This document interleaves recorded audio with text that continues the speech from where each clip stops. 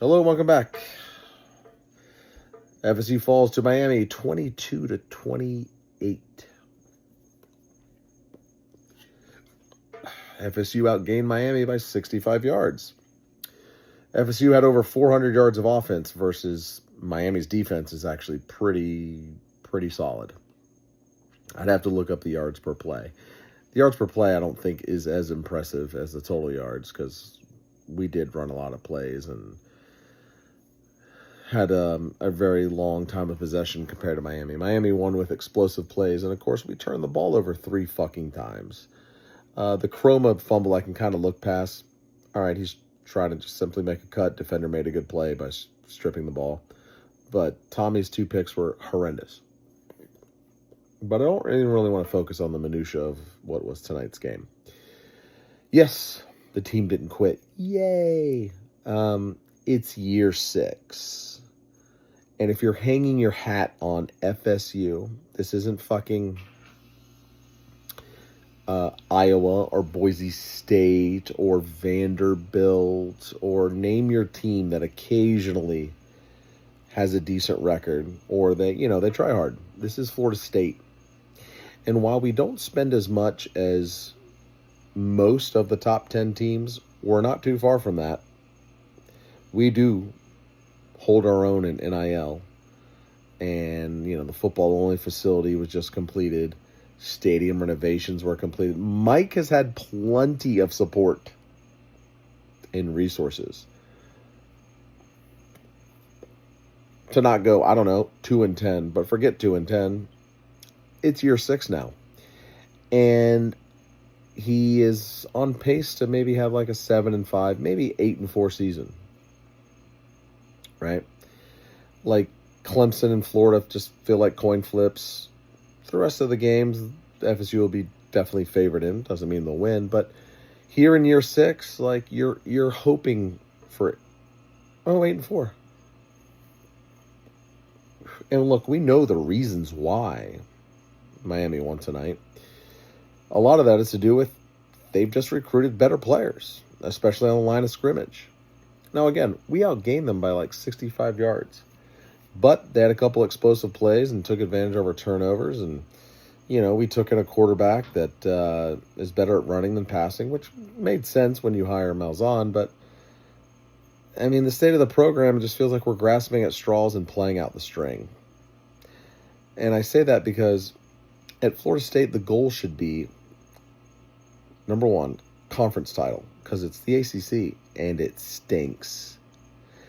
Like, if they were in the SEC, all right, different story. I might lower my standards. Like, the SEC is brutal. Like, unless you're Georgia or Bama, maybe LSU, like, expecting an SEC title every year is like, all right, you're being a bit presumptuous there. But a place like Florida State expecting an ACC title, more than fair, especially given the resources Mike has been given. But no, Mike's 1-9 in his last 10 ACC games. Again, I like Mike. I think he's a good guy. I think he builds a good culture. Like, again, sample of culture night, of tonight's culture was they didn't give up. It was 28-3, and they rallied to make it 28-22. And who knows? They get an onside kick. One of those 3 onside kicks. Who knows? They might have won the game, or not 2-3 turnovers. You might have won the game, but we're in a place where it's like, if you're not questioning Norvell as the guy, then you just have blind faith, and I don't get it because I root for this right here, the logo, the guys wearing the uniforms. I don't root for the fucking coach. Like, I want the coach to do well, of course, because that means the program's doing well. But if he's not doing well, then my allegiance to him wanes. And it especially wanes if it's over a large enough sample size. And this is year 6. His first 2 seasons, you could look past, right? Inherited a mess from Willie, started recruiting in a COVID year. Okay, fine, whatever. 5-7 his first 2 years. the second year, if you were watching every game, you knew, even though they had the same record as the 2020 team, you knew the 2021 team was a much better team. Like, they were playing better. You could see, like, an upward trajectory, even though they had the same record. Then, of course, year 3, he took a step, right? Beat LSU in the opener. When they beat Oklahoma in the Cheez-It Bowl, they had a 10-win season. Hooray. It had been a minute since that. Then, of course, we all know what happened in 2023. 13-0 and then got snubbed. Right? All right, cool. Then you inexplicably go 2-10. And yeah, of course, there are reasons you can go 2-10. You miss in the portal, just everything that could go wrong did. But that's on you. And then you come to this year. 2-10 forced Mike to finally make changes on the coaching staff. It shouldn't have taken 2-10 to make those changes. I'm pretty sure if I went back in my videos, at some point I said, even when we won 10 games and 13 games, pretty sure I could find one of my videos where I said, Shannon ain't it. I don't know if Fuller's it. Odell seems to have lost it on the trail. I'm probably missing someone, but it felt like you could have made changes even after those good seasons. Like, teams do that, by the way. Like, there's good teams that have 10-win seasons or better and make staff changes because they know, this guy's not recruiting well enough, or he's not carrying his own weight, whatever, on the trail or on the field. But like 2-10 forced you to make a change, and he finally did. And I like the choices. I thought Malzahn was fine for what this team needed. This team needed to get right quick on offense, and since they didn't have the requisite talent everywhere, especially at QB, that running an offense like Gus's could kind of mitigate that issue because it's so, it's unique in some ways with the different run schemes and the hurry-up offense. And, of course, Tommy was a perfect fit for Gus. And then I like the Tony White hire even more. But again, like, how much credit can you give him? Like, you went 2-10. You had to make a change. And then you come to this year. You beat Bama. You dominated Bama in a lot of respects, which is great.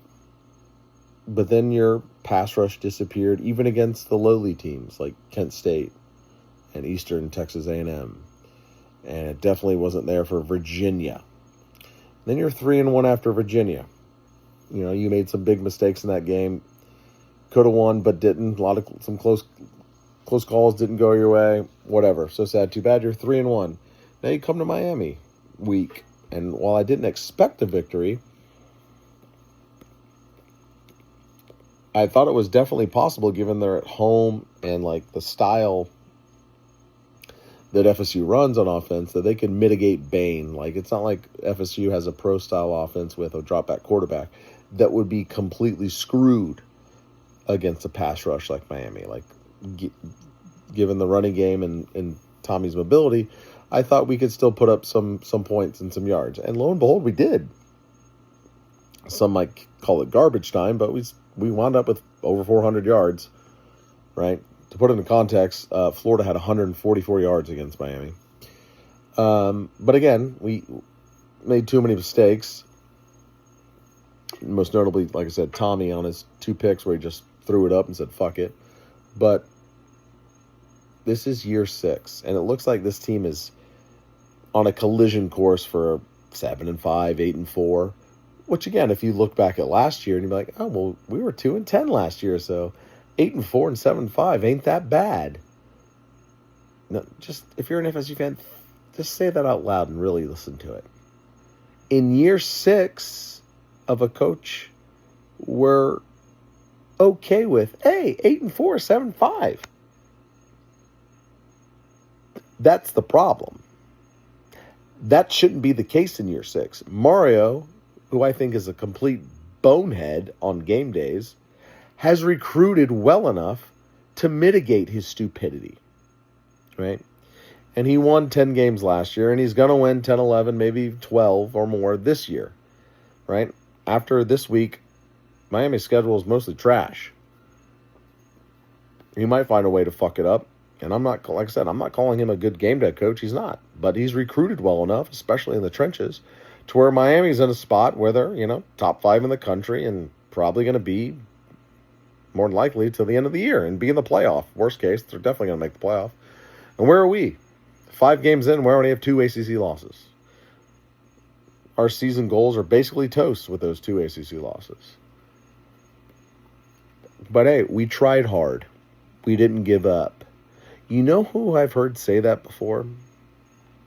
I've heard Florida fans say that before with coaches they fired. Hey, we tried hard. I've heard, my God, Tennessee fans say that over and over again over the last 20 years. Well, we tried hard. Oh, cool, dude. Have you considered winning games? Because if Mike finishes this season 7-5, 8-4, 4 out of his 6 seasons should be considered mediocre. And that's not acceptable at FSU. And as I say that, I know, given Mike's buyout, it's highly unlikely he is fired. I would be shocked. Unless this season just went off the rails and they finished like 5-7 or 4-8.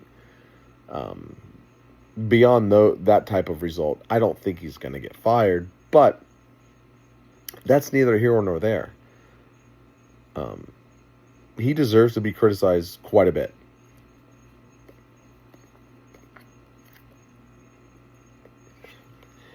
Who's going to replace him? I don't know. That's not my fucking job. I'm a fan. I'm not Alfred. I'm not FSU's president or athletic director. Like, that's their job to go find the guy that can recruit better. And that's really the name of the game. Like, Mike reminds me of, I'm a huge Cubs fan, obviously, reminds me of, like, a Brewers manager, whether it's Counsell previously or now Pat Murphy, where he can get more with less. But that's the thing. You're at Florida State. You can get more with more. It's not as if Florida State ain't splashing cash. No, I get it. They're not going to have the same investment as like Bama, Ohio State, LSU, Georgia, those type of teams. But they still are willing to spend quite a bit to keep this team competitive, more than competitive. Whether it's NIL or, they just are about to complete a football-only facility. They just completed stadium renovations. Like, this isn't fucking like Iowa or someone like that, where it's like, oh, they're good sometimes, but they just don't have the resources to be good, annually. This is Florida State. We should be good annually, especially in the ACC, which stinks.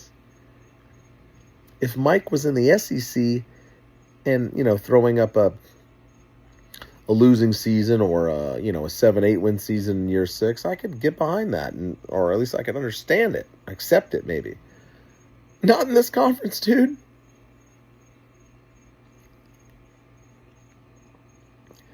So,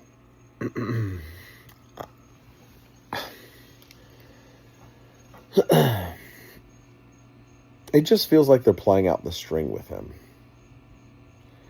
Right? You got new coordinators. The offense is vastly improved, right?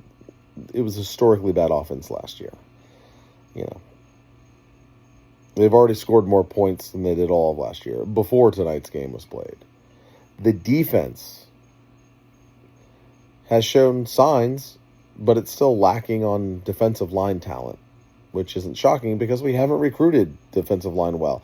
We haven't recruited linebacker well. And guess what? Guess what gets exploited almost every week? The middle of the field with the linebackers or the middle of the run defense with our defensive linemen. It's just not good enough. And I'm tired of the excuses. Well, we have so-and-so. Well, Mike's recruited them. It's year 6, dude. Like, what are we talking about? When Willie was fired after less than 2 years, that was considered like, oh my God, the shock, this anomaly. The coach is good. Now that's kind of, I wouldn't say the norm, but that's much more typical in today's college football, where coaches you can be gone after 2 years. So to complain about Mike in year 6 seems more than reasonable. Who you going to go get? I don't give a fuck. Pony up.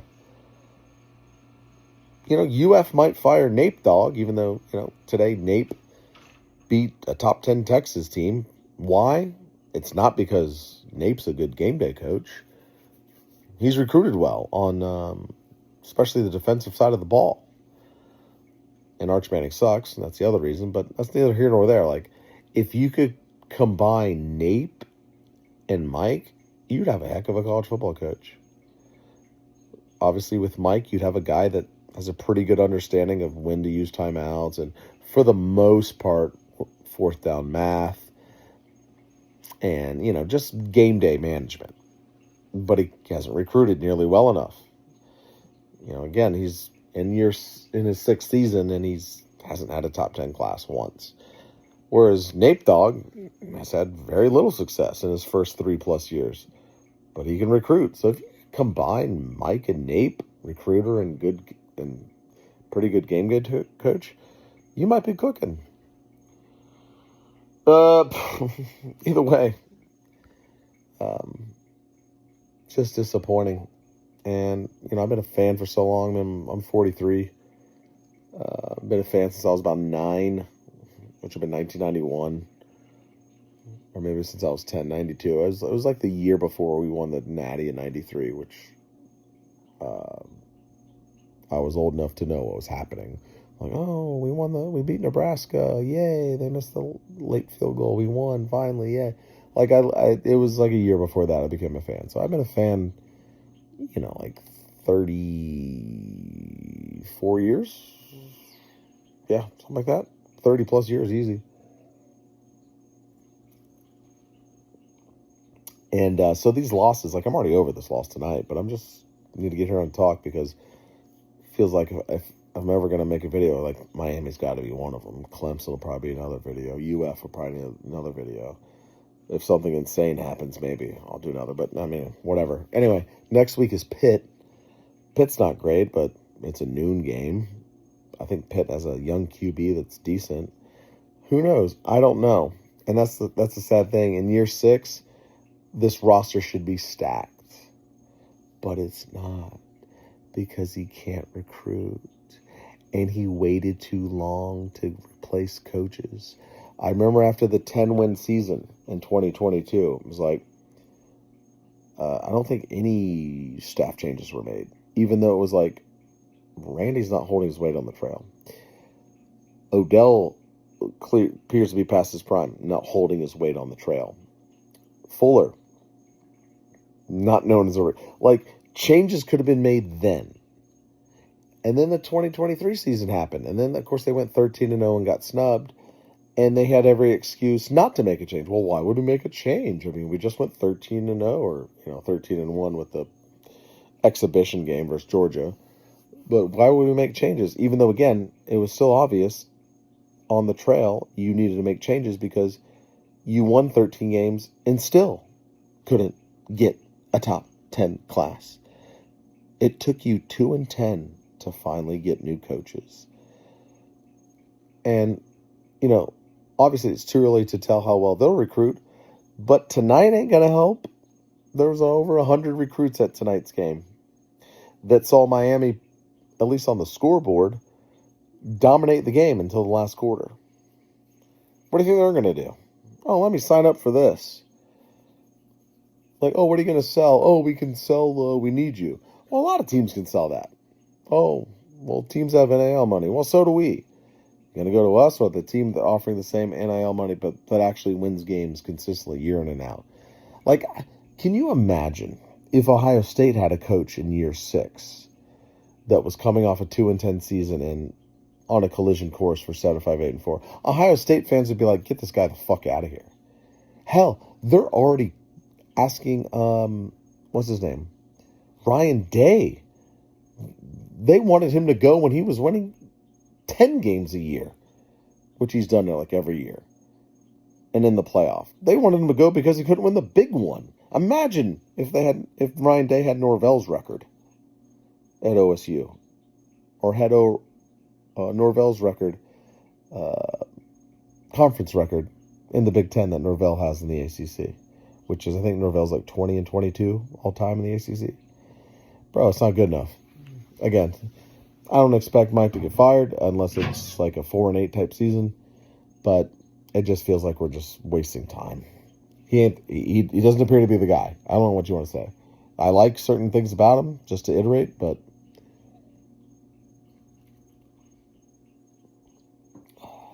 I don't know why people bend over backwards and be like, well, you see, blah, blah, blah, blah. And like the excuse they make is like, well, that excuse should have already been addressed by Mike. It's year 6. Fuck, I gotta relight this. Whatever. Tomatoes.